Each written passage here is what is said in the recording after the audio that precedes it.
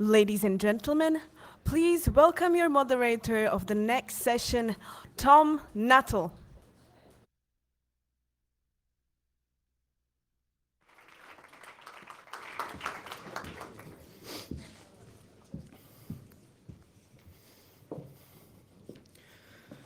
Welcome back, everybody. I hope you had a good lunch. Despite having been stuck with me for half an hour before lunch, you're now stuck with me for another 90 minutes. Apologies for that. For those who weren't here before, I am Tom Nuttall. I am the Brussels correspondent for The Economist magazine. This session has been put together to discuss a worrying theme, the multiple crises, what you might call the poly crisis, affecting Europe at the moment. It's a familiar litany of issues, from refugees to sluggish economic growth, the threat from Russia, from terrorism, the looming prospect of Brexit, which we discussed in the last session. And yet, the session has been given a notably upbeat title, which is Defragmenting Europe, Battles to be Won. So with me to help explain what these battles are and how we might win them is an extremely distinguished panel who I now invite to join me on the stage.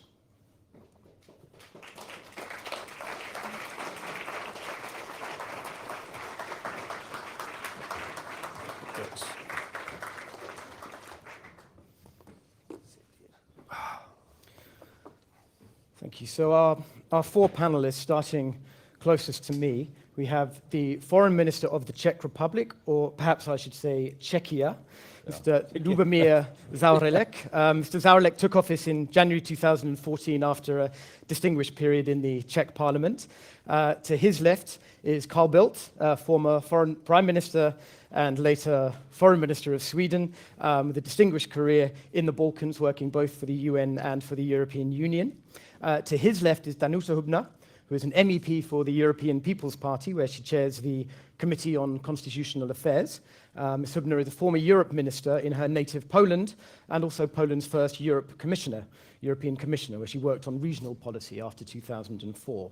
And to her left is Philip Blond, who is the director of Res Publica, a British think tank, and a political consultant. He advises political parties across Europe on a range of issues, from national security to identity to many other things. Now, what I'm going to do is ask each of our panelists a framing question that they can use as a stepping stone for their introductory remarks. We'll then talk amongst ourselves for about half the session. We'll then open it up to the floor as well as to the app for questions. And we also, at some point, we have a poll which we're going to run during the session. A question will appear, I think, on the screens behind the panelists, and I will ask you to vote using the app on your phones. So, if I can start with you, Minister.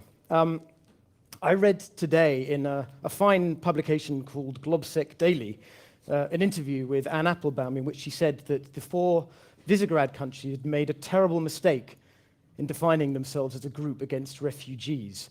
And from the perspective of Brussels, where I'm based, the growing schism over this issue seems deep, serious, and possibly enduring. Can you give us a sense of how it looks from the perspective of one of these countries?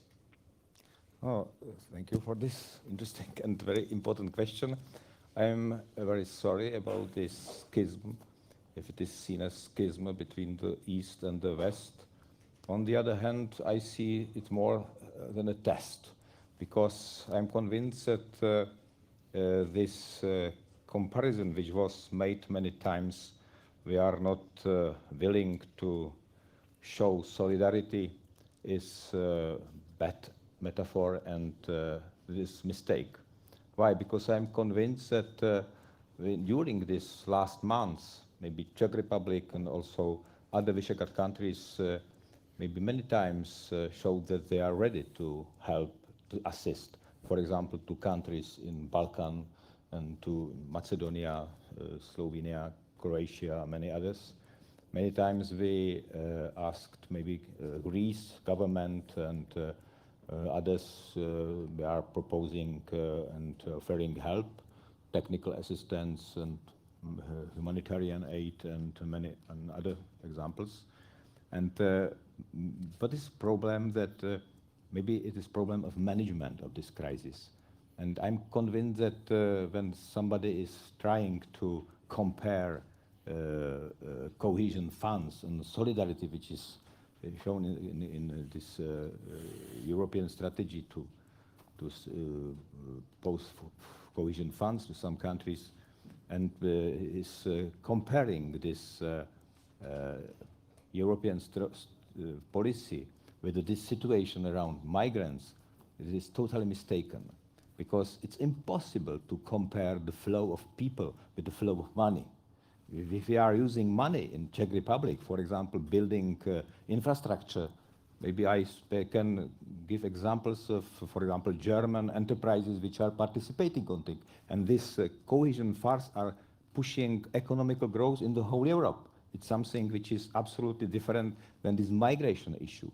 Because we are facing situation with concrete examples in last days that these migrants are not willing to stay in Czech Republic. And not only this, maybe I saw examples in last days that also in Germany, for example, there is some new movement of migrants which are asking not to stay in some places, maybe some remote places of Germany and some small cities, but they have to visit and to be placed in, as it was said, in right Germany. And right Germany represents probably Berlin and Hamburg and Stuttgart and many other. That's maybe why I am convinced that we are totally mistaken. We have problem to accept the compulsory quotas because we are convinced that it doesn't work, because it's impossible for us as politicians to explain people that we have to accept this mandatory system if people on one side saw that it's, migrants are not willing to stay in Czech Republic. And the second, I feel very sorry, I have to mention this on the beginning, and to be short, I can use only one word, Molenbeek, this quarter in Brussels. And every people, and all people in Czech Republic and many countries saw what will happen in Molenbeek, and see this concrete example of maybe inability of more experienced countries to manage this problem of integration as people from this maybe North Africa countries and so. And how can I explain people in Czech Republic that we are able to manage this flow of people in better way than this? Really, I'm not ironic that many very experienced countries as France, Germany, United Kingdom and so. And that is why people are scared. Maybe people are scared, and maybe it is impossible for politicians to explain people that they have to accept compulsory nobody knows how many thousands it will represent in future years. And that is the reason why I, maybe from the beginning, I spoke with Avramopoulos and Franz Timmermans, and from the beginning I tried to explain that we are the pro-European politicians in Czech Republic. What we need to find, maybe to elaborate common plan, which I'm able to explain and apologize in Czech Republic and defend in Czech Republic. And I feel very sorry that, for example, a few weeks ago we saw the new proposal of European Commission, which in both of these alternatives represent, maybe is also pushing this compulsory system. And I feel sorry, but in this way we are not on the move. Maybe there is no step forward in this case. On the other hand, I would like to assure you that I am really strong supporter of strong institutions, but at the same time, I'm convinced that what is very important pillar of European Union, that we have to accept and respect this miscellaneous in unity, and that our European Union specific, it is miscellaneous and unity at the same time. And we have to accept dissent opinions. And in this very difficult test, it was the must from the beginning to accept these dissent opinions and not to say you are only xenophobic and so. I'm convinced that it's much more difficult terrain. And I probably really, that's why it is so important test for us. But it's a total mistake to accept this gap between East and the West, because you remember in the last years there were many divisions, maybe during economic or financial crisis, between the South and the North, and so now it's only one example when there are different opinions. And we as Czech Republic, now in charge of the presidency of Visegrad Group, we are trying really to overcome this gap, and maybe to explain that it is a must to collaborate really common European problem on which we will participate all. And it is a role of European institutions to elaborate some plan and program which will be acceptable for all countries, and which will be not, for example, if we will accept this last proposal, maybe it could destroy the political stage also in any other countries. What is the interest really to propose something like this? And it is failure, and I hope we will be able to learn lessons and to change this approach for the future. And maybe I see also no option than to really to create effective plan, but we have to work together, really together on this. Okay. Minister, if I can just ask one very specific follow-up question. You've expressed your concern about these new Commission plans, which are about spreading the burden of asylum seekers around Europe. There's a separate issue, but a related one, and this is on the resettlement of refugees directly from countries like Turkey, Jordan, and Lebanon to European countries. Would the Czech Republic, would your government be prepared to make a contribution, to make a pledge towards resettling refugees directly from the region? Absolutely, but from the beginning we are showing that we are ready to participate in the, but only we are at the same time we are stressing that it has to be made on voluntary basis, because we have a responsibility that we are able to manage the situation. We can't accept that in Czech Republic will be maybe a group of people, 10,000 of people, which will be absolutely without any control. That we have to guarantee that we are able to manage this process. It's our responsibility in front of the people of Czech Republic. Thank you. Carl Bildt, two of the crises that the European Union has lived through in the last few years are related directly to countries in what we often call the neighborhood. First of all, with Ukraine and with Russia to the east, more recently with the refugee flows to the southeast. There are two foreign policy instruments have emerged to manage these issues. First of all, the Minsk process for Ukraine. More recently, the controversial deal that's been struck with Turkey to manage the flow of refugees into Europe. Can we see in the creation of these instruments something like the germination of a common European foreign policy that might act to counter some of the fragmentation, the trends of fragmentation that we're discussing? Well, whether the Minsk process is a common European foreign policy is, of course, debatable, because it's not really something coming out of the EU or EU institution, and it's managed somewhat separately, which is regrettably. But I think it illustrates the fact that without having an effective foreign policy, we can't manage even our internal situation. But overall, I think that while we'll see during the last few years, we've seen the mounting challenges in the near abroad. Be that in the east, and Russia is going to be there and be increasingly problematic for years to come, or be that in the south, where the gradual meltdown of the Middle East is going to be with us for quite some time, and the refugee and the terrorist issue associated with that. I think now we see the gradual build-up of the internal challenges. And if we don't manage the internal challenges, we'll never be able to do the external ones. And the internal ones are, of course, the fairly obvious one we discussed previously with David Lidington here, what is de facto playing Russian roulette with the future of Europe with this particular referendum. It could go either way, no one knows. And the effect, if there is a no in the UK, would be devastating for years to come. It's going to be a sea change in the history of European integration, and will substantially take down our ability to handle the external challenges.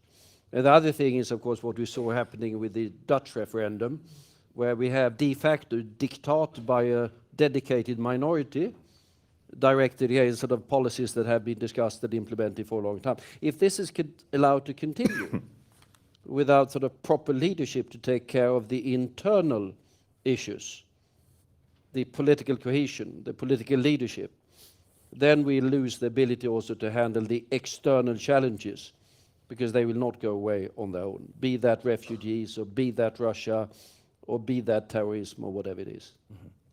Thank you. Ms. Hübner, the institutions in Brussels, one of which you sit in, are often painted as out of touch, ineffectual, particularly by some of the anti-European populists that have been doing rather well across many European countries. Is there any truth to this allegation? If there is, to what extent is it about poor choices, poor leadership? And to what extent is it about something deeper, more structural, which is the fact that the institutions of Europe in recent years have started to have a much more active role in issues that cut quite close to the heart of national sovereignty, in particular with fiscal management, at least for those countries that are inside the Eurozone, and the management of migration flows? Well, thank you for bringing the institutional issue to the debate, but normally when I'm invited to speak on Europe, I'm back. Please don't talk about institutions. It is so boring. So actually, to be invited to talk about institutions, this is something which is close to my heart, because I think there is an institutional problem in the Union. But let me start maybe by saying that we the institutions, we are among all those who had to cope with the crisis, and we took very seriously, I think, what Winston Churchill said once, that never let a good crisis go to waste. So I think that we took seriously all this invasion of crisis into European space, because they were coming one after another, the multiplicity, the complexity, the fact that we didn't prevent them, that we didn't expect them to come. I think that was something that is worth looking at, also exposed. But the important thing is also that I guess all those crises, they got us all on board, meaning not only European institutions, but also national, international institutions, politicians at different level of governance, but also citizens, mostly angry citizens, if I can say it this way. And that was because those crises, they have opened a lot of battlefields across Europe, practically knocking our European integration agenda off balance for quite seriously. But the good thing is that I think we all got mobilized, and we are accustomed today to talk about the crisis, about negative things, about how bad we are or we were in coping with crisis. But if you look at it with certain distance, you can see that the mobilization has been unprecedented at European level in the context of those crises. What went wrong, of course, is that we were not being prepared. We were reacting. We are not proactive. And if you think also how Russian president was coping with the challenges being produced for Europe, we always were rather reactive to everything that he was doing. But the real challenge was that the crisis, all the crises, they hit mostly in the areas where we didn't have community competences. So every time something happened, we had to sit, the 28 around the table, and look for the solution, for what we are famous for, which is a compromise, to get the results. And there were a lot of famous veto also put on the table in this period, which will probably stay in the history. But with all those intergovernmental agreements, I think that we also generated this impression that there is something wrong going on in terms of institutional structure and efficiency of the institutions. We also had to cope with, again, another European thing, which is the unfinished business. We tend to forget, but each time we were doing something over the last decades, there was also always something left. And EMU, the Eurozone, is a good example of how damaging an unfinished business can be. So the challenge for the institutions and for all those who are trying to bring solutions to the crisis was that we had to not only to cope with what was hitting us on the current basis, but also with the echoes of the past, and that was a challenge. And now, when I think of the institutions, clearly the crisis has generated some shifts among the institutions in terms of competences, but also some shifts in terms of the way we interact with each other. And it's certainly useful, I think, in this context to look at the European Council, which as a crisis manager has played a major role. It was up to the heads of states and governments, sometimes meeting as the Council, sometimes as the heads of state and government, to cope with the with the crisis. And again, if you look at European Council, which is now an European institution, and the treaty, it has extremely limited competence in terms of action because it is supposed to produce the impulse to action. But the European Council was also entering into the legislative field. European Council was taking away from the Commission also the right to decide on what is the legal basis for a solution, for example, European Stability Fund. So we had what the lawyers call probably ultra vires or virus and actions coming from the European Council. But the worst thing I think that can happen, and I know the minister can have a different approach to it, is that as the European Council being in charge of so many issues over the last years, that at their disposal has been only what we call soft coordination method. For crucial issues, we were just acting through coordination of national resources. And I can tell you that each time the President of the European Council has been coming to the European Parliament, he was always, and of course parliamentarians were yelling at the European Council. What we heard normally was, we agreed, there was a European compromise, but then member states go back home and they don't deliver. So I think this soft coordination did not really work efficiently, did not produce the results. And what Minister just discussed, I mean, this question of solidarity, in fact, we can like it, we can justify it, we can not like it, we can explain the things, but we faced a kind of erosion of solidarity without any doubt. And so I think it's the most important, the fundamentals of the European Union, which is exactly the confidence capital, but also solidarity, has been strongly eroded, I think, during the crisis, and we clearly also lost the capacity, or weakened our capacity, to reach compromises without which we are unable to do many things. And that is why, because of all those things, we were opting so often for national solutions. And now the problem is that the two other institutions of the European Union, which is the European Commission and the European Parliament, because of their nature, because of the interests they are obliged by the treaty to represent, they have always had this option of looking for European solutions for those problems, being convinced that certain issues, and migration is an excellent example for this, not to mention Eurozone, that the solution that can really bring solution must be of a European nature. The Commission even, I think, declared itself a political institution also to have a stronger say on this issue.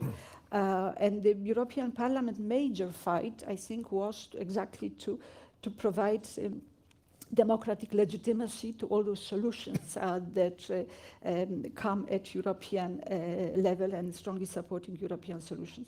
But I think the major challenge is still, and this will be my last comment here, that the major challenges as we see them from the perspective of institutional architecture of the European Union, which are still out there, is certainly for me the first issue, which is still to win the souls of citizens. That's clearly, it's a complicated, complex issue, but that's something which we really need. This is certainly the battle, because it's not a one fight that will be done one day, against the national mentality, which is back, I think, in Europe on the surface, and of course populism that you mentioned.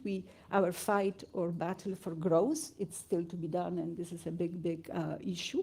But also what is not going to be popular, probably what I'm going to say, but we should be, I think, blunt on it, how to keep the unity within the Union that is already on the track of differentiated integration. And we have to take it seriously, and we have to take it up front. We have to think how to be prepared for this, because we cannot stop this process. Thank you. Thank you. Is it possible to react?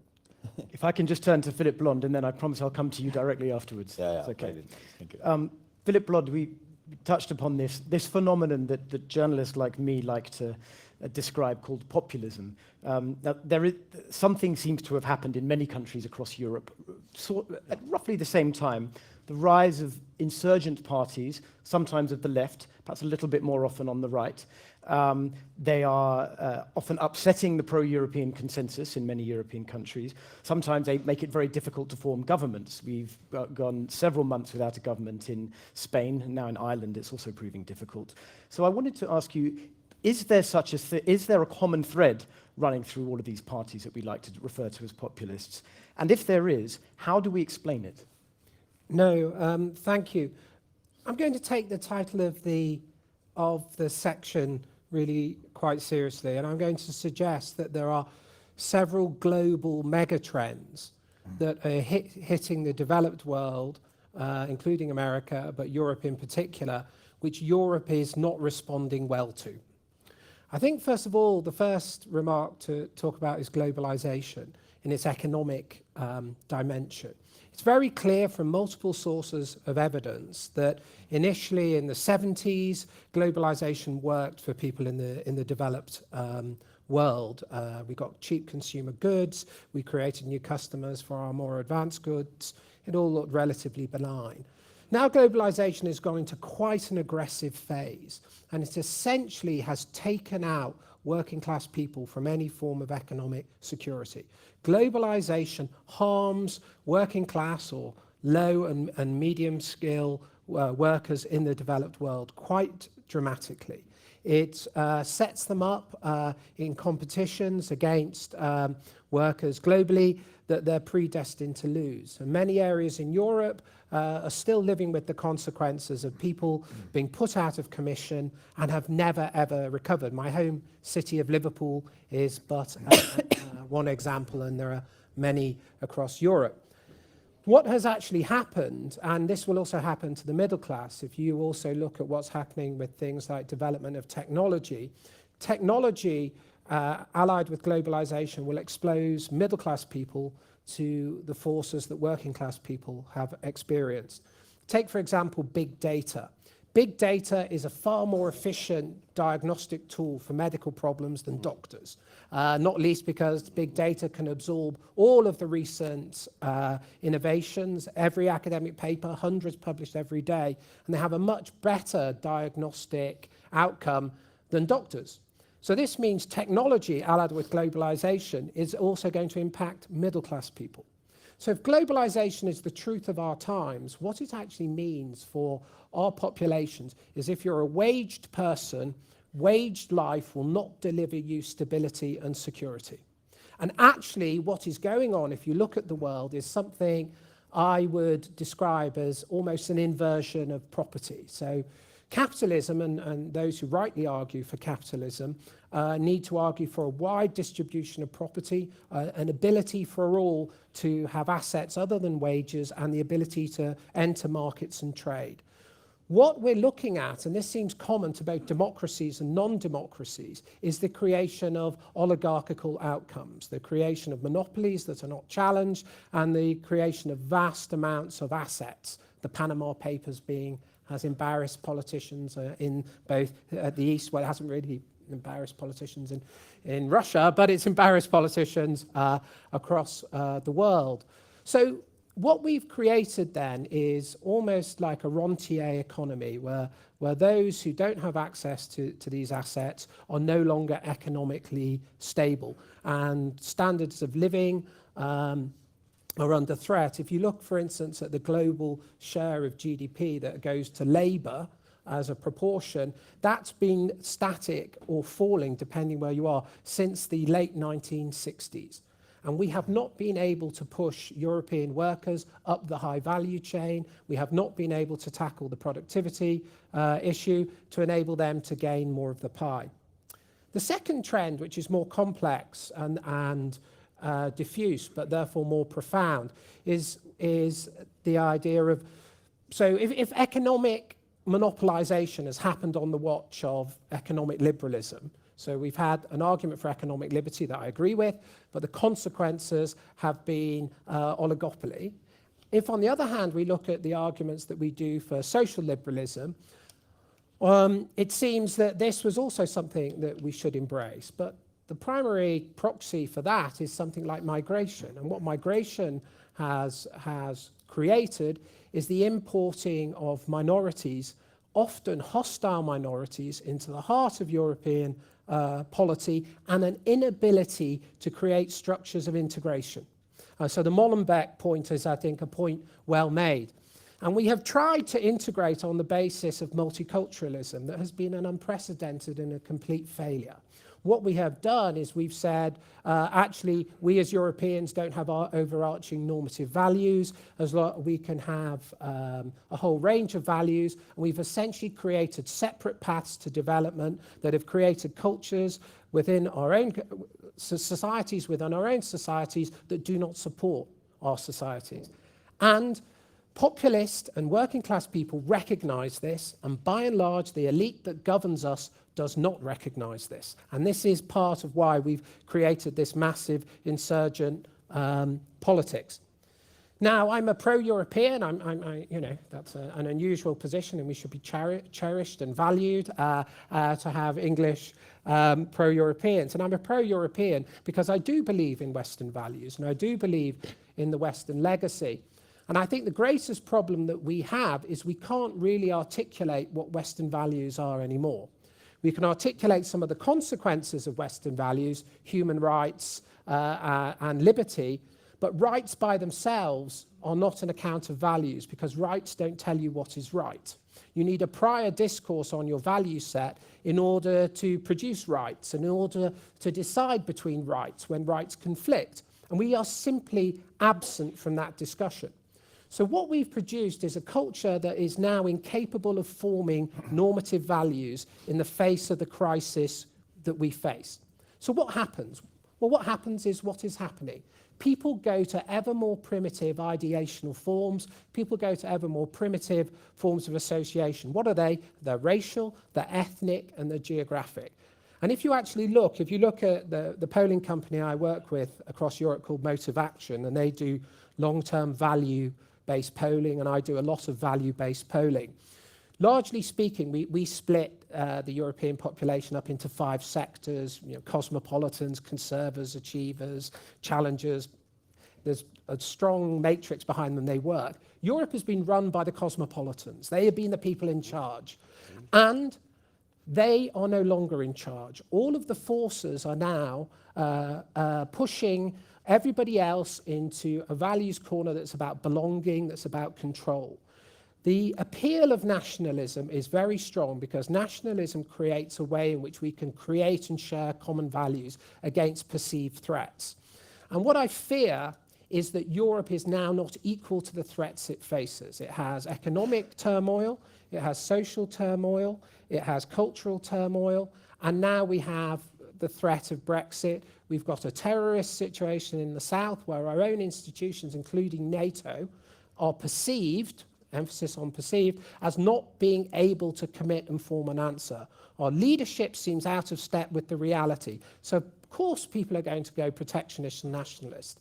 And unless we can create I'll finish now. Unless we can create, I mean, it's quite a bleak picture. So just, I'm not bleak, I'm not of an entirely bleak view. But it seems to me, unless we can reframe our value set, unless we can create a new economic offer, unless we can create a new cultural offer that's something other than the failed integrationist politics of the past, we are not going to get through this crisis.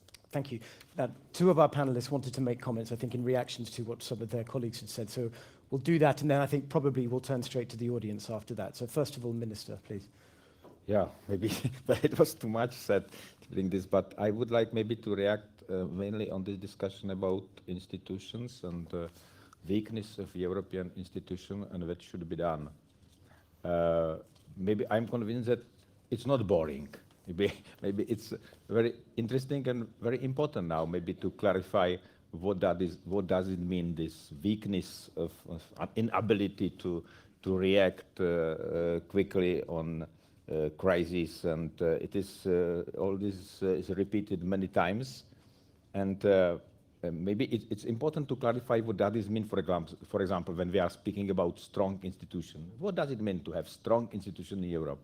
Because at the same time, I'm speaking that we have to accept dissenting voices. Yes, that we are speaking about unity. It does not mean unity at the expense of silencing dissenting voices. Yes, and I'm trying to explain that maybe also here in East, maybe we have maybe some experience, and maybe we know what we are speaking about, and that is a fundament of European Union is this ability to listen to one another. And why it seems to me important to speak and clarify what does it mean strong institution is because I'm convinced that the European Union is a political phenomenon like no other. And we have built a community of nations which displays a peculiar mix of strengths and weaknesses. And our weaknesses are maybe inseparable from our strength. And that is a danger when we are repeating that we have to find a way how to react quickly on crisis, that it's probably in some way impossible, because if we are trying to clarify what are these clear responses, it is maybe the result is that we have no obvious solutions at hand. But it is symptomatic that there is general disagreement to what these solutions are, and that's why I would like to explain that is only possible solution is to accept that we are solving political answers and the political questions, and what is only possible are political answers. We have to be able to communicate and to find these political answers. And it is maybe important to understand that the European Union represents absolutely different political body than, for example, United States of America. We can't compare this system of how it works. The problem is how to frame our unity with respect to our diversity. And maybe to explain what I mean when I speak about strong institution, it's also clear. A strong institution in Europe means that we are able to guarantee that everybody will keep the rules, accept the rules. And my question is, are we able to accept the rules when we are facing economic or financial crisis? Maybe I can speak about stabilization pact. Are we ready to accept the rules when we are facing migration crisis? I feel very sorry. But if we are not able to accept the rules in this very difficult situation, that the result could be only disaster. And that I am in favor of strong institution, but I would like to explain that we are not able to keep this prerequisite and precondition. To be strong and we have rules, we have to accept it. But the different thing is that we are not able to deliver any solution in a so similarly short way as United States, because we have absolutely different political body. And when we are facing, we have to find political solution. We have to be able to accept dissenting voices in this very complicated system, find a way how to elaborate our common approach. And maybe to connect these two things on one side, short institution in some way, and at the same time ability to communicate in the right way and to accept this. It's something which is not so easy to understand. And then I'm afraid that we are too much and too often mixing maybe values and institutions. Maybe we can always we can hear that we need new leaders. We need new right leaders. Maybe we need new resolve and something like this. Okay. But I'm afraid that is not the problem. The problem is that at the same time, we have to be able to not to speak about values, but to cherish also our unity in diversity is something which is fundamental. Okay. Friedrich Nietzsche said that Europe is labyrinth. And on this fundament, was created this European Union special political body. And maybe to understand this complexity is maybe also important part of this striving to find solutions in our Okay. test. Thank you, Minister. Carl Bildt. Well, a couple of hopefully fairly quick comments. First, on the institutional issues, important as they are. I mean, no question what's been happening is that we had a rise in the importance of the European Council. In the treaties, I think we have sort of 4 meetings a year now. It used to be 2 meetings a year. Last year there were a month. last year, well, it wasn't quite that, but it was 12 meetings last year, and it's been 3 meetings so far this year. So clearly, there's this shows 2 things. First, there's a need of European cooperation, because any prime minister sitting there looking at his or her in tray with increasing desperation understands that he or her have to go to Brussels and go to one of these painful meetings and sit down with colleagues and try to find a solution. And often these issues and challenges that we have now are so they're beyond the treaties, in the sense that really not foreseen. And you can't really sit there just to wait for the European Commission to produce something, because the Commission might be good, splendid, brilliant, or whatever, but doesn't quite have the legitimacy in a crisis situation as the national governments have. So, yes, more for the European Council. They are less legally perfect in what they decide. That certainly creates problems. But it shows the need for European integration, and it has an element of democratic legitimacy.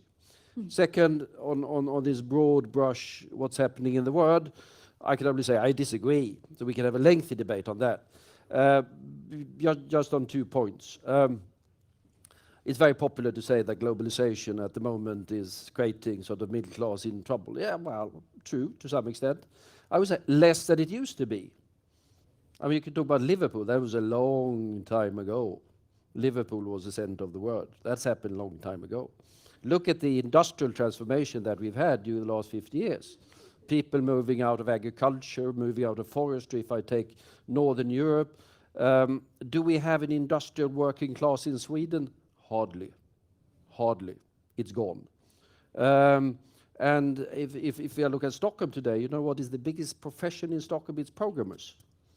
So a lot has happened, but I would say happened more before, and the picture is not quite as bleak as you say, with the transformation that is now happening. It depends for whom, Carl. Well, for everyone. I mean, it isn't bleak for people like us, because there will always be need at the top for kind of services and the provision of services.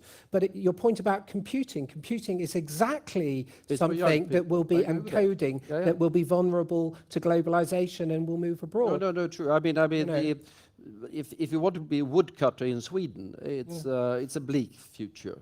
Yes, but that's it's probably better than you think, because it could be artisanal. But the point is, Carl, it's this attitude that I think is so problematic and shows why populist parties are doing so well. Because basically you've been told, oh, this is foolish, everything's fine. No, but actually the economic reality is otherwise, Carl. The evidence points otherwise. I am saying that the working classes have not benefited from globalization over the last 20 years. The evidence for that is irrefutable, and I am saying middle class professions are going to be subject to those forces. No, I agree. There's going to be continued transformation of our economies. But I would say that it was much more dramatic before. I mean, we used to have, say Sweden, we probably used to have 60% in agriculture. We now have 0.4% in agriculture. The woodcutters are gone. The programmers are coming. But one other point, which I think is important, where I partly agree with you, it has transformed the politics of Europe. That has made it much more volatile and much more fractured. And that affects the governance of our countries. Class politics is gone. You can't have a working class party when there is no working class. And you see those particular parties in Europe going down, down, down. You can't have religious-based parties hardly either. I mean, look at the Christian Democrats in Italy. They're gone. CDU is no longer a religious-based party. But those were the big narrative parties that dominated post-war Europe. Look at Austria, to take one particular example nearby. Used to be dominated by the SP and the FRP. Those are gone. So much more fractured. You have an element, I agree with you, tribal politics coming back. We call that nationalism as well. But we have a lot of others. There could be Greens, and there could be pirate parties, much more fractured politics. That is a challenge for governance. Is that a good or a bad thing? Well, we have more diversified societies. Is that a good or a bad thing? Essentially, it's not a bad thing, but is reflected. This more diverse nature of our societies is more reflected in a more fractured political scene, more difficult to handle. That's a very good point at which we can turn the questions over to the audience. It's a big debate. And I'm sure that Philip will have plenty more to say. Can I respond also to the institutional issue? Or Yes, but maybe we could wait until we have a relevant question and then we can turn it to No, I had here relevant comments. Very briefly, please. I am accustomed as parliamentarian to have 1.5 minutes for the question, so I'll try to do it. But I think one thing is that we must really remember that populism today is not just radical parties, that populist ideas are absorbed by the mainstream parties, and it is much easier, I think, today to the center left to absorb the extreme left ideas than the center right to absorb the. But this is taking, I see it in the parliament very, very strongly. The second thing on institution, on what is strong institution, for me clearly it is the efficiency, which is, you can say, result that the institution is delivering, but also democratic legitimacy.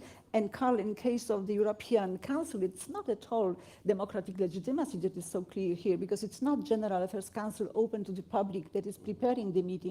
It is Sherpa system, which is very behind the closed doors.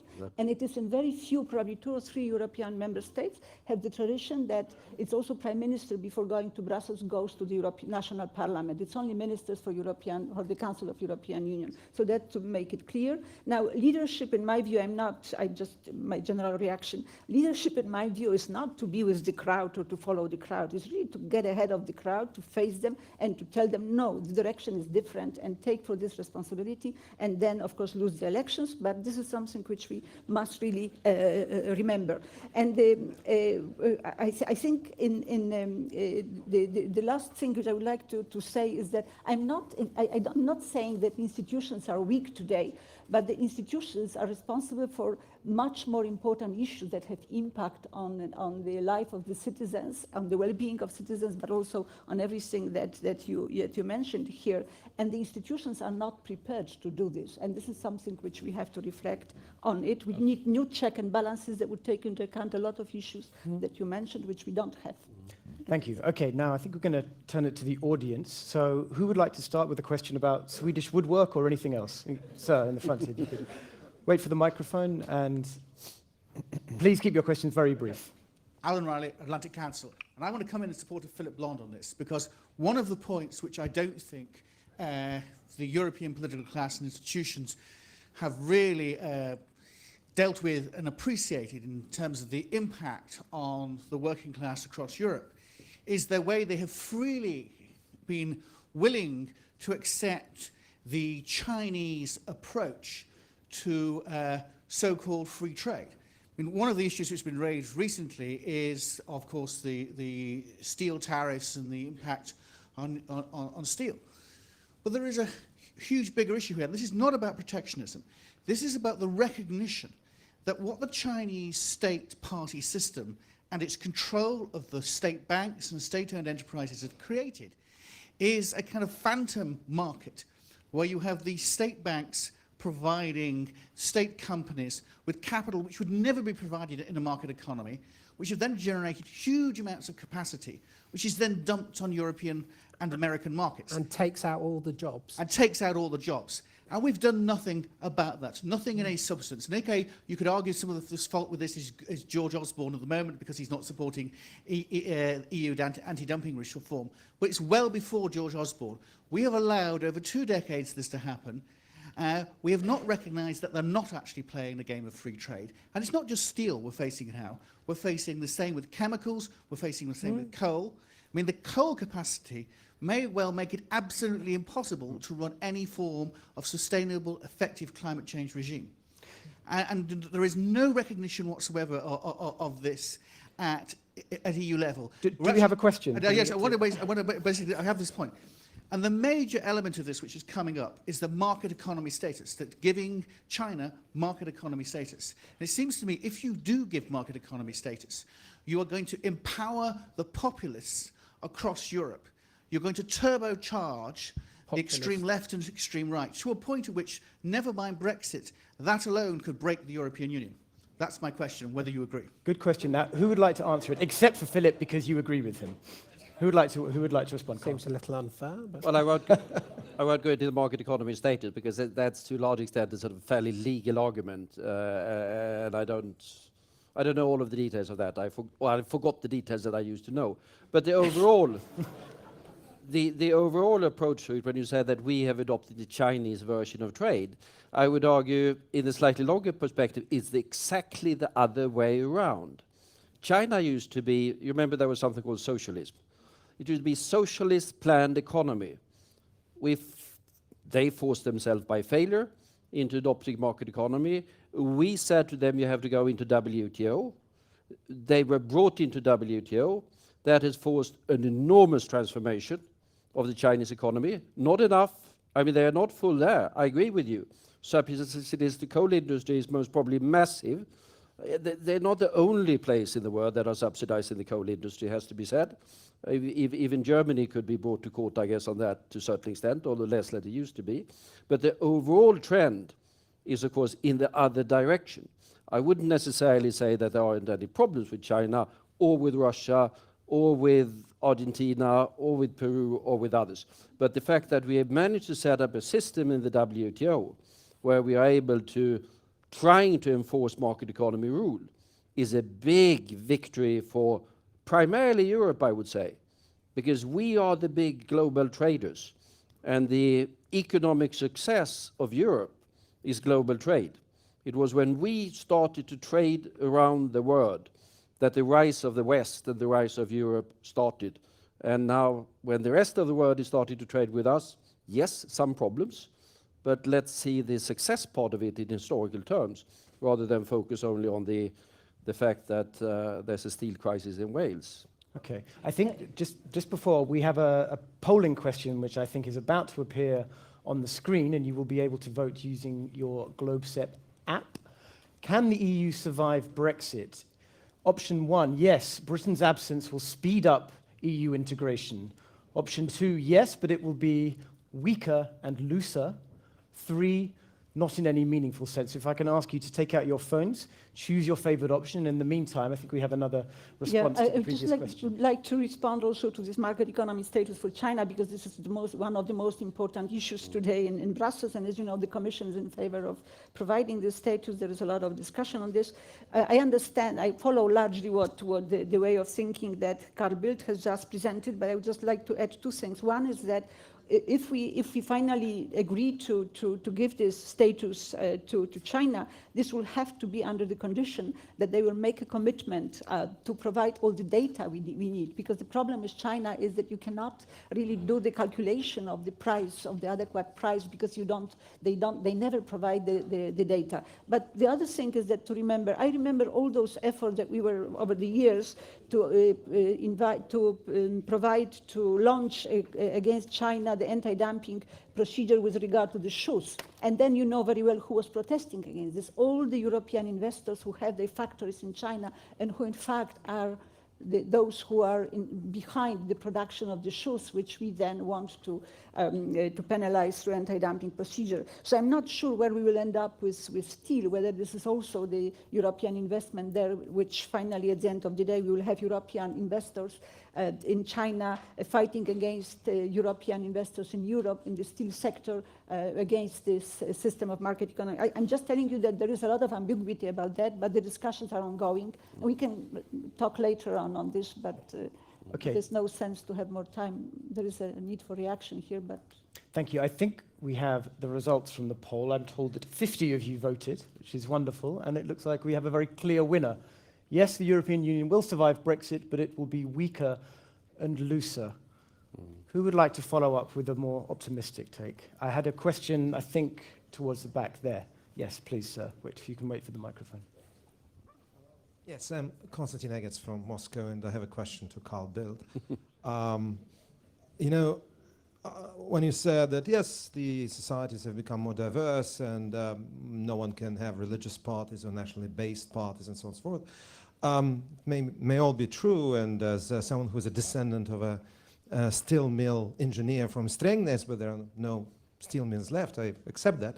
But, on the other hand, you have all this sort of hand-wringing and moaning about the rise of Alternative für Deutschland and the horrible reincarnation of George Bush named Viktor Orban, and Putin's credit on tap for Marine Le Pen and things like that. And, I'm afraid that this answer about just diversity wouldn't answer it, because okay, you can't have religion and nation, fine. How do you replace it?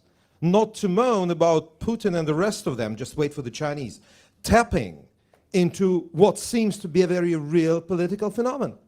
So if it's not the old adage, then what is the answer in your view? And the answer is, I mean, of course, they could have a class and religious base, but what I'm saying is that previously they were dominant. I mean, class and religious parties, they normally poll 40-50% in the European countries. There are virtually no political party that gets 40-50% in Europe today, at least very, very few. You mentioned quite some of the exceptions, by the way. So it is much more diverse, much more diverse. And one of the elements is really tribal politics, which is nationalism. It's angry people. That could be the Trump or whatever, which is very difficult to define where they are because they're all over the place. They're just anti-establishment. Is it a possibility there to establish a new narrative that can be as big as the class or the religious-based parties that dominated the 1940s, the 1950s, or the 1960s? I don't know. I don't see it. I do think, sorry to say, I say this as an old politician, that we will have to live with more fractured politics in Europe. One day I hope we live with fractured politics in Russia as well. Wouldn't necessarily hurt the country, but it's and you and I agree on that. You and I agree on that. I know that. So, Tom, can I come in here? I think that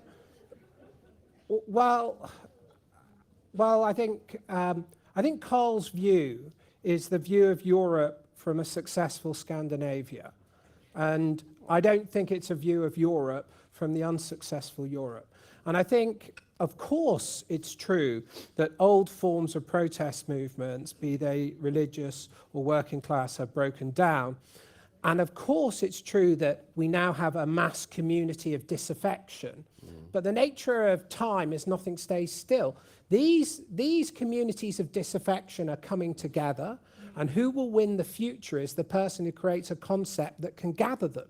Already, if you look at these protest parties, they are a combination of the culturally alienated and the economically alienated. You look at UKIP in Britain, that if actually it had a fair proportional vote system, would be pressing to be the opposition to the government.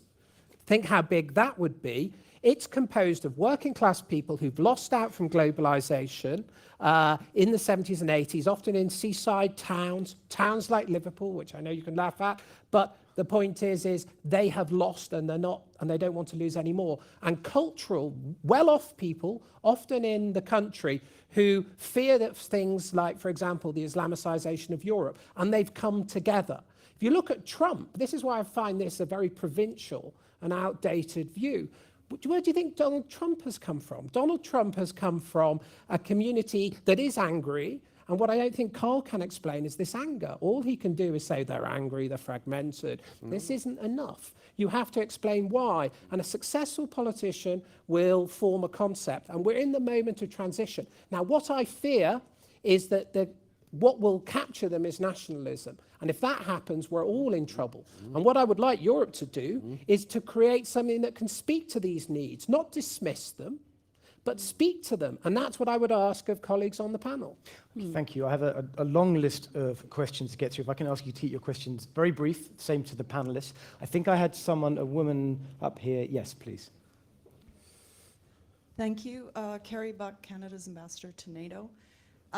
Question about leadership and whether you would give European leaders a passing or a failing grade in relation to the migrant crisis on 2 points. First, on conflating Islam and terrorism.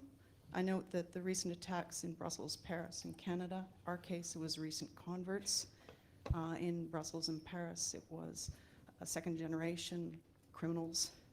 We're looking at the criminalization, not the radicalization of Islam, but the Islamization of radicals. Second issue is the fallacy, I think it's a fallacy, that migrants are taking jobs. Yes, there are losers in globalization, but migrants coming into the European space aren't the people taking those jobs. Thomas Piketty's interesting. It's a useful argument to talk about the economic benefits of migrant flows into aging populations like ours and Europe's. Thank you. Okay, thank you. Perhaps we'll take another question or two, and then we can return to the panel. Someone behind me here. Do we have a mic? Yep, thank you. Thanks very much. I'm Roland Freudenstein from the Wilfried Martens Center for European Studies in Brussels. And it's been mentioned a couple of times, I think also in the previous panel, that one of the consequences of Brexit might be core Europe, a breakthrough move forward by, possibly led by Germany and France, by a core group of countries. Now, frankly speaking, I have a problem imagining this. If you just look at the fundamental disagreements about some of the questions we discussed here, but also the use of military force, Russia, migration, these two countries are totally at odds, and yes, on economics. I mean, when I visit a French librairie and I go to the political literature desk, I might as well be in the science fiction and fantasy department because, I'm sorry, I don't want to be condescending to French people that are possibly in the room, but they just don't seem to get it. And you look at the efforts, the attempts of France to pull equal with Germany, again, sorry about arrogance here, but it doesn't seem to work. And how is core Europe a transfer union, a closer solidarity between these core countries of Europe ever going to work under these circumstances? Maybe to Danuta. Thank you. And I think we'll take one more question here, and then we'll return to the panel for some responses to the three questions before we go back to the audience. Jan Macháček, Institute for Politics and Society in Prague. So I would start with the first question on Mr. Zaorálek, which was about migration. Do you see any chance that EU would approve a common asylum for EU as such, or maybe Schengen as such, because it could originally everyone would obviously go to Germany or Sweden or something, but later on naturally migrants would find out that it's actually nice in Slovakia, Czech Republic, Poland. Wages are lower, benefits are lower, but there might be more opportunities, and naturally they would come also here. Obviously combined with, as George Soros proposed, for instance, recently, that there should be a upper level, let's say 300,000 per year or something. Is there a chance for something to happen in the future? Okay, thank you. You can just, who wants to go first? I can start, yeah. Please, yeah. Even though to have the last word is also good, but I will start. My feeling is that when we talk here, it's just that we say, here is the reality, and this is the reality which we have to take into account. No, we should talk about the reality which we as leadership, both at national and European level, should take seriously, but should also have a program how to influence, how to have impact, how to take people with us into a different direction. And I think this is something which is exactly lacking, because today, if you look at the leadership, European leadership is not an European institution. European leadership, first of all, is national level leadership. And when you think about our capacity to act in a pro-European way at national level, to think in a pro-European way at the national level, these capacities are eroded. If you talk to national parliaments on European issues, national parliaments are blocking the possibility of European Parliament to propose the way the European Parliament would like to be elected. So we are really having this hypocrisy all the time that we are very anti-European at national level, and only we speak European language when we come to Brussels. And I think Europe today requires not only the delivery of what people expect from us, leadership, institutional as well, but we also have to talk about Europe. Europe has to be talked today, and we don't do it with people. And that's why I think that this seeing leadership as following the crowd, as I said at the beginning, this is something which is totally wrong in my view. And this is what we have to also pass the message to the citizen. Europe is not a framework for good times. Europe is first of all a framework for bad times. And this is something which I think is not really bad times come. Europe is ineffective. Europe is useless. We switch to nationalism, to national frameworks. From where we think as Europe, as leadership in Europe, as leaders, that national state today can be a safe haven, I don't know. Because wherever you look around, there is nothing that can be really solved through national approaches. So that's the first thing. And the second thing on the core Europe, because I'm sorry, but Roland has asked me the core Europe. This is a long issue. I am in favor of core Europe. but we have to work on it. This is already the fact of life. We are already on this track. If you look at in the context of euro, non-euro zone, this is very clear. If you see what Eurozone member states have already as their own framework, it's already a lot. And it is a fiction to assume that we will be prepared to go with the same speed in the years to come, but we cannot leave this process without being controlled. That's why we have to create a framework for a differentiated integration where you will have clearly those that want to move forward not being stopped. And I understand our British friends have made a commitment they will not veto anything anymore in the future if they stay. And this is, I think, just admitting that this is the reality, and just to make, not to be surprised later on that it's already a fact of life, but to prepare it well and to agree and to find the agreement, of course, with all the clauses for non-discrimination of all those who are outside. This goes without saying, but we have already experienced, thanks to Great Britain, on this. Okay. Thank you. Does anybody else want to respond, particularly on this issue of core Europe? It strikes me that we have 4 representatives here from countries that are not members of the Eurozone, so we may have an interesting perspective here. Carl. Well, Still being in favor, as you know. Oh, indeed, indeed. no, Pre-ins, they call them, rather than outs. Pre-ins. I wish we were. Perhaps not in the British case. No, but the problem is, I mean, there might be pre-ins, but the problem is that we might get pre-outs. Where are the Dutch? I mean, if you talk about the core Europe, can you see core Europe without the Netherlands? They will have to decide, yeah. Yes, and if they decide, they have referendum on that, and you know what's going to happen with that one. So it's and French probably if You are opening a new issue, which is very important. Europe with referenda, no? I mean, Yeah. through referenda. But if you see the drift of the French debate isn't really moving in the direction of a core Europe, to put it mildly. And I think we've only seen the beginning of the drift of the French But Carl, debate. you are saying drifting. That's exactly the problem. Yeah, we it are is all drifting. drifting. No, absolutely, I agree with that. But if there would be a Brexit, I think this drift will accelerate, and that is obviously, I think we all agree on that, a very bad thing and indeed a dangerous thing. Then, if I might take other issues briefly, leadership on the migration crisis. Well, famous saying about the French Revolution, too early to tell, because we are still in the middle of parts of it at least. I think there are 2 aspects of it. First, handling the flows. I mean, in essence, I'm not too worried about that. I mean, there's obviously major problems that has to be handled in Greece and other issues. But if you look at the overall numbers, we are talking about 1 million people. That's 0.2% of our population. 0.2 is not too much. We take 2.5 million migrants a year.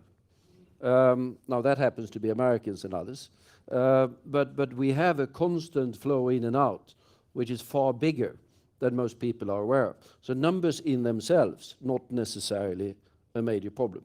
Then, of course, integration, that will be a problem, particularly if you have dense concentrations and the absence of sufficiently dynamic economic environments there. Then we'll have problems in those particular areas. And sort of a couple of cases of such has been mentioned. That is to a large extent in national competence, has to be said, to reform their economies so that they have the dynamism in order to be able to, and that's a controversial thing, because some of our countries' markets and whatever have become somewhat less flexible, and that makes it more difficult to handle the integration challenge. Overall, on leadership, no question, as I said at the beginning, we have the external challenges that have been mounting, we have the internal challenges mounting. One of them is that leadership is not particularly strong in Europe today. I mean, look around. I mean, UK is otherwise engaged, to put it in those terms. The French, yes, some things can be said. The Italians, obviously preoccupied with the South. I don't blame them for that. Spain has a government on paper, but in reality they don't have a government. Poland has left the scene, or whatever they've done. What have you left? Well, left the active okay. scene. In sense, we don't have a Polish government that is driving in Europe. I'm not quite certain. I'm certain you don't disagree too much with that. And we are de facto left with Berlin. Not by the design of Berlin, but by the default of others. The last man standing. the last one standing, I mean, that's good that they are standing. And I'm quite certain that sort of Berlin would be more than happy if others were prepared to take a bigger share of the burden, including Brussels. But de facto, that's where we are today. And that's what we've seen, going back to where you started the questions on foreign affairs. We've seen Berlin being clearly in the driving seat on what was necessary to do with Turkey, which in view of the background of the German debate on Turkey was rather remarkable, has to be said. And also this so-called Minsk process or Normandy or whatever that is also Berlin-driven processes on the core issues. Yes. Better than nothing, and I think they're doing it reasonably well, but it's not European leadership any longer.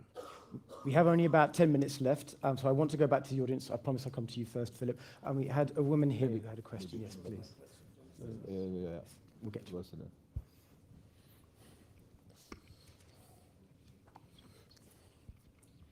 Annalie from the Swedish MOD, former woodcutter.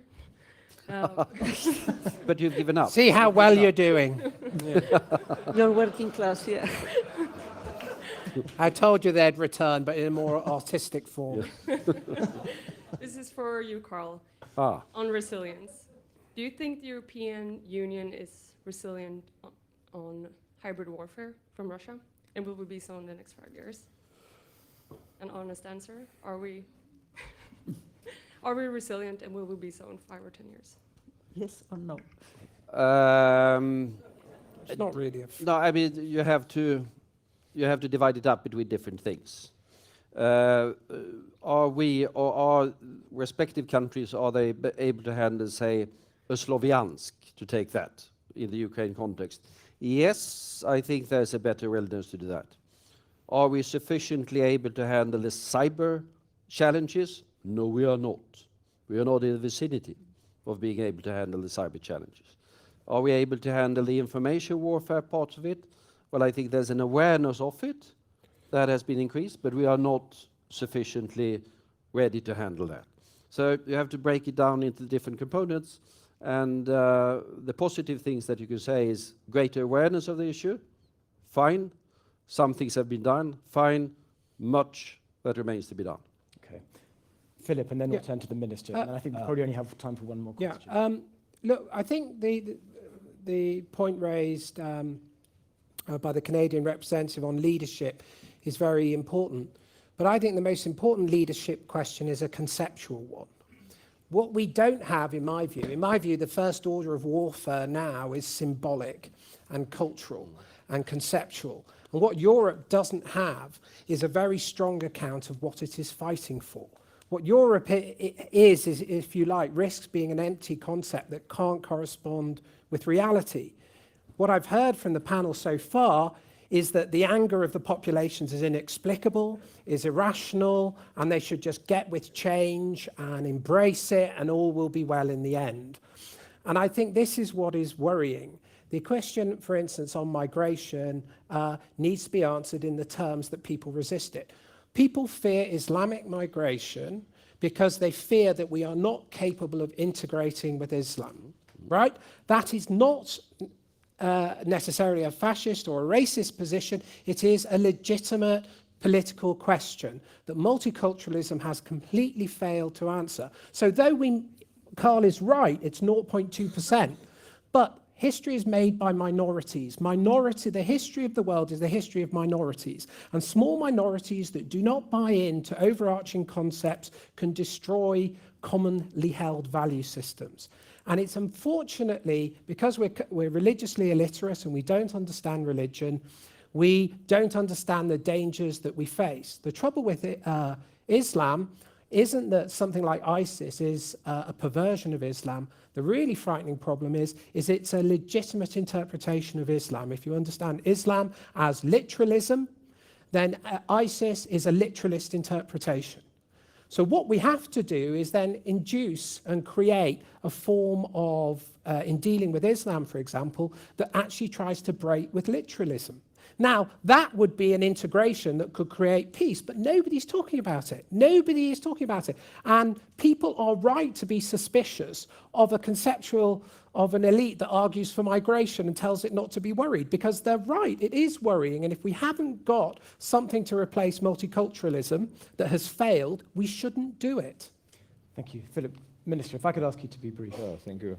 There was said that we need to speak about Europe, but seeing what we have now in this year 2016, it seems to me that what we need most is to act. We need to act, and it's only possible answer on all these questions. We need to reduce the migration flows through Balkan. We need to solve and to help solve and stabilize situation in Libya. We need to be able to work effectively in Mediterranean. And maybe because the worst crises are these crises which are self-imposed, as Brexit. I hope that also politicians in the UK will be able to convince people in the UK that it's only possible option also for United Kingdom.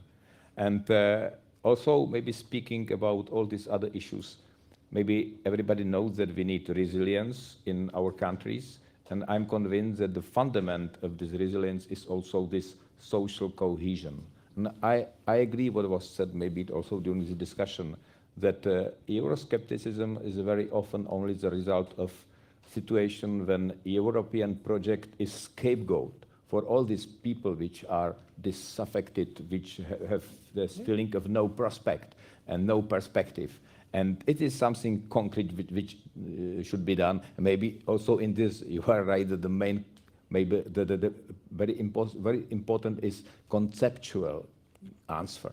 And maybe we have really to concentrate on this concrete marginalized people and fragile situation of many people. And without this, we are not able to create this stable society which will be able to be resilient to populist and nationalists. If now we have situation when maybe the most loudly critics are nationalist and populist, it is a bad thing. But there is a reason to be. But you can take these Panama Papers, concrete result of evasion, tax evasion, which is something absolutely contrary to any feeling of solidarity in Europe. And we are not able to face this. There is maybe no reason to be surprised that people are not able to support the European project. And these concrete acts and concrete acts which are needed to be done in short time, it's something which could be only effective response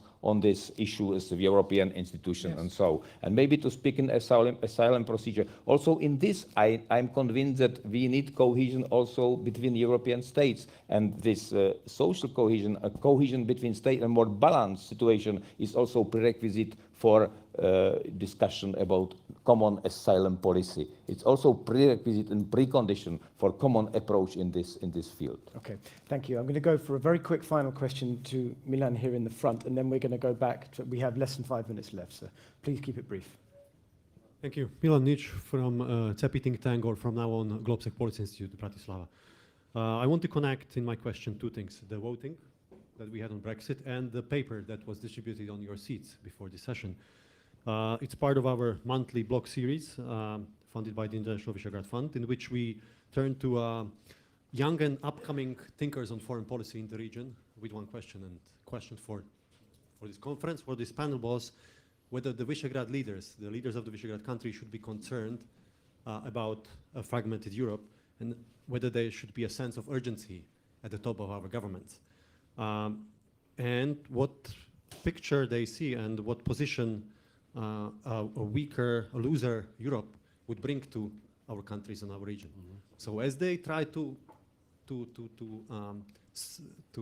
be surfers on this wave of angry citizens and populism, they are great, some of them, Mr. Orbán, Mr. Fico. They, I think, lost from their sight the position of their countries in Europe. And the question to you is, if we really go on this way, fragmented Europe, weaker, looser Europe, what would it mean, not only for Liverpool, but for Bratislava, Warsaw, Prague, Budapest? Thank you. Okay, thank you. I'm going to give you each 1 minute, and then we have to wrap up. Minister, would you like to start?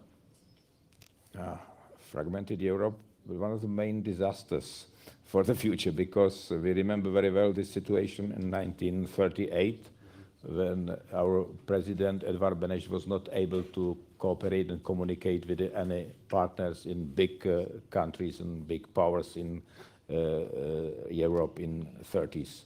And we know how it is important that after Second World War, in Europe we were able to absolutely cultivate political life, create something absolutely different. That was the situation in 30s before Second World War. And to keep this very cultivated political institutions and this possibility to speak one another around one table, it's something which is hampering, and it's giving chance that we will not return to this situation before Second World War. This is our priority, to keep all members together, to keep all partners on the board, is prerequisite for Europe and maybe for good future in Europe. I am convinced Minister, that in opposite we will go to hell. Thank you. Carl Bildt.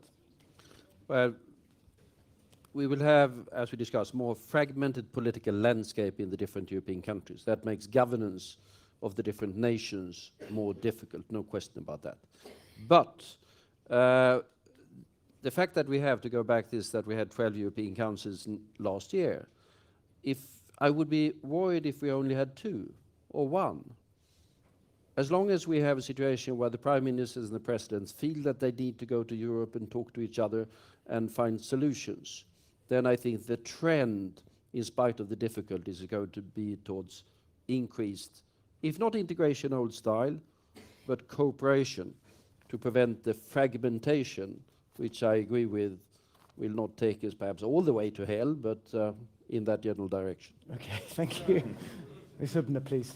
Yes, I just would like to underline very strongly the differentiation, the difference between the fragmented Europe and differentiated integration, which we already have, which is in the treaty. We have not only Euro and Schengen, but we have also opt-outs, opt-ins allowed. We have enhanced cooperation and special enhanced cooperation also envisaged for the common foreign and security policy. So it is already a fact of life. And I believe personally, as we are moving at different speeds already, we need a good framework for differentiated integration, exactly to avoid fragmentation and to avoid the worst thing that could happen, which is disintegration, because that would always be into 28 irrelevant globally states. Thank you. Philip Blond, last word.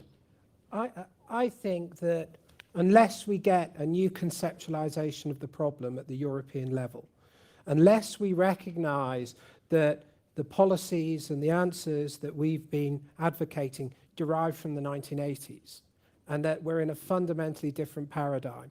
Unless we look again at the economic, the social, the cultural problems that European people face and come up with a new grand vision that speaks to those problems rather than ignore it, the resolution of European problems will be very, very frightening. And if you look at European history, chaos does not last. Chaos in human history does not last. It's always resolved. The last time where we had the type of chaos was communism and fascism. What will be the next totalitarian offer? I don't know. But for goodness sake, let's have an alternative. Let's be equal to the problems that face us, and that means changing our conceptual understanding of the problem. On that bright note, let me thank our panel. Thank you, ladies and gentlemen. There are refreshments outside in the lobby. Please let me remind you to be back here in half an hour at 4:15 for the next session, which is with former Secretary of State Madeleine Albright. Thank you very much.